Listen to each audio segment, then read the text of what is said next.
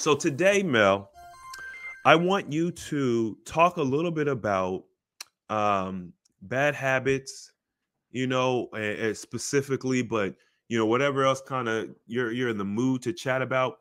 And I want you to display like, let's learn something tonight, man. What do we what's why are bad habits a problem to begin with? Well, bad habits are the detriment to the reasons that we fail at a lot of things that we're choosing to pursue in life. And the reason why I started to get involved in, I guess mindsets, or cognitive behavioral therapy and things of that nature is because of the environments that I grew up in. And so coming from an environment that's not the most productive, I'm from Cincinnati, I'm The from hood, That's the the hood. street. well, Cincinnati isn't the hood, but the hood, the city, the town that I was in is the hood. It's Wait, What part? What part? Well, okay, Cincinnati has changed recently. Well, because Cincinnati's big. Oh, it's small but big, So Man, I'm the from whole city is hood. I'm from Roseline, but I was Hood.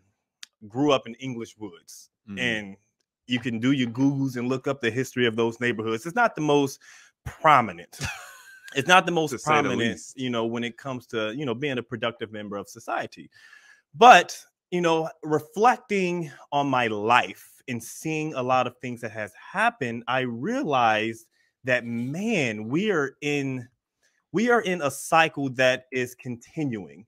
And that's one of the things that I want to break. I want to be able to break the cycle of destruction that's happening within our neighborhood. So that's like some of the main motivations that inspired me to do this stuff, because I grew up around people, at least I grew up around people that were very dear to me. And then when they became teenagers and they started becoming adults, slowly and surely, some started dying. Most ended up in jail. Some ended up on drugs. And it's me being in this environment and seeing this isn't good, and just seeing the ones that I really loved being slowly taken away. And you turn on the news and my mom's hit me up like, oh, I saw Edwan on the news and he got locked up. Or you see this other guy, they got passed away, or he got shot, or it's destructive things that happen, and it's because of the environments that we're in. And a lot of times we get our mindsets because of the environments that we're in. If you hang around people who are destructive, you're naturally going to become a destructive person. Yeah. Granted, there are exceptions to that rule, but 99 times out of 100, you're going to be the one that's that's going to go down that path that's not productive to your life. And so with that in mind, I said, you know what? I have to break that cycle. I want to be able to break that cycle and teach people that they can be better than their circumstances. And as it relates to our health, a lot of times when we're on our health journey, we have these situational moments where like we'll see someone, we'll get inspired and we'll get motivated, and we'll be like, you know what? I want to do that. And then it'll be a temporary thing. We'll temporarily do it. Maybe let's give it 3 weeks to a month or so. And then we'll fall off that wagon, and then we'll end up right back where we're starting.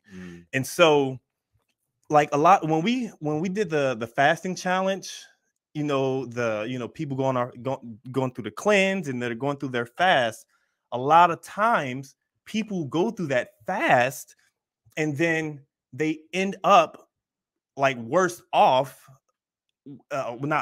Not everyone, but some people, they end up worse off than where they started, and then they don't know why they got there. And it's because of your mindset. It's because of your habits. It's because of your behaviors. So if we understand and learn about the bad habits that keep us from being where we should be, then we could become better individuals. We can you can, if you want to lose weight, you can stick on that habit, or you can stick on that routine and stay within the behaviors that's going to get you to where you want to go. Because you made it. I just wanted to hold on, Mel. Hold on. Let's unpack a little bit. You know what I'm saying? It's Christmas time. You made a good Christmas. It's the Chinese New Year. Yeah, or something like Chinese that. New Year, something like that.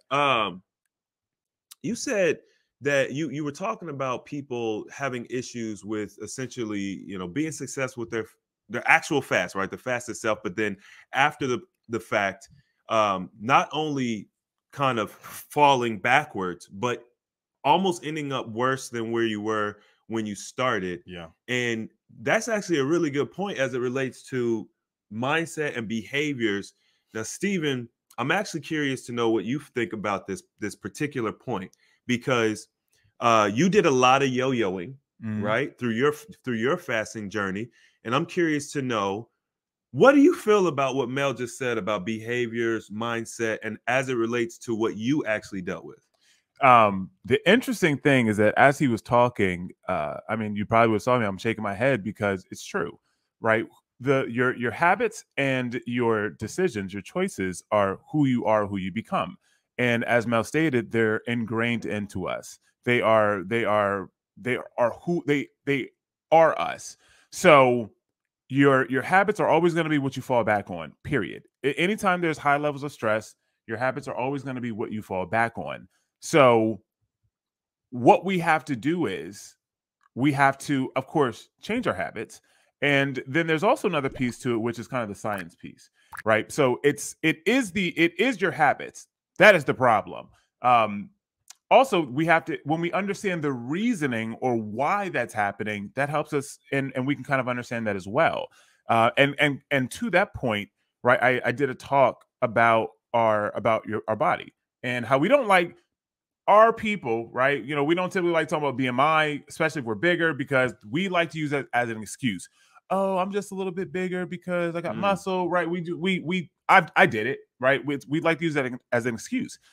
When we understand the science behind it, and we understand that our body has a basal metabolic rate, it burns calories at a specific level to then maintain our weight, right? When we understand that, when we go through periods of fasting, what do? Right? Let's paint this picture. Mel said that they go through the program, or they go through a process, they'll lose weight, and then they will then yo-yo, right? The reason that you're yo-yoing is because you have not changed those habits. The habits that you had before you came into a program or before you started are still there, right? And what happens is, the science behind that is that your BMR actually decreases. So your metabolism actually goes down, which it should do that, right? But it does that because your body's intelligent, and it says, well, you've lost 30 pounds. I don't need to then burn calories in the same way that I would burn them before, right? So it just makes sense. The body's very intelligent. It's not going to overwork. It's just like when you go to your job, and if you're getting paid $10 an hour, you're not going to work that job like you're getting paid $100,000 a year, right? That just wouldn't make sense. You're going to overwork yourself. You're going to burn yourself out. The body's very, very intelligent. It does the same thing. So what happens is that we don't change our habits, we don't change our behaviors, and then we go back to doing what we typically did before, right? And the biggest part here is eating the course of food, but also the quantity of food, because that is what we normally do. That is our set behavior. That's our set habit. And then because we are then eating the same amount that we did before, we will start adding weight because your metabolism has gone down a little bit. And that's absolutely normal. If you take a person from the 600-pound life and you compare them to somebody that's 120 pounds, the person that's on the 600-pound life is going to have a much stronger metabolism, right? And they think, oh, I have a slow metabolism. No, your metabolism is higher. You're not going to typically, unless you have a diagnosable issue, your metabolism is not going to be higher than somebody who's 600 pounds. It's all yours always going to be lower because their body requires more energy to move them. That's why you have semi trucks and tractor trailers that may have 500 horsepower, but they're slow, right? Because they require more power to move them. So I did not realize that until this year. Wow. I mean, it took me, because honestly, like, I didn't have AJ that was like packaging this information for me, right? A lot of this stuff has come from us and what we do and then working with people, but I didn't truly understand that. I just thought, well, I can just lose the weight and my life will be good. So what Mel teaches in this program is a direct benefit to like your fasting journey. So you work on the physical, and you then work on the mental after and during, right? And then you make those changes. You see how those changes have affected you. Are they working? Right. And then you go back to working on the physical, you continue to work on the mental, right? And then there's always this kind of this back and forth, but you're always continuing moving forward as well. Hi, Chris James here. I hope you enjoyed that clip. And if you did, don't forget to check out the full-length video available on our playlist called Inspiring Interactions. Don't forget to like, comment, subscribe, and make sure to join our free membership at ahacommunities.com.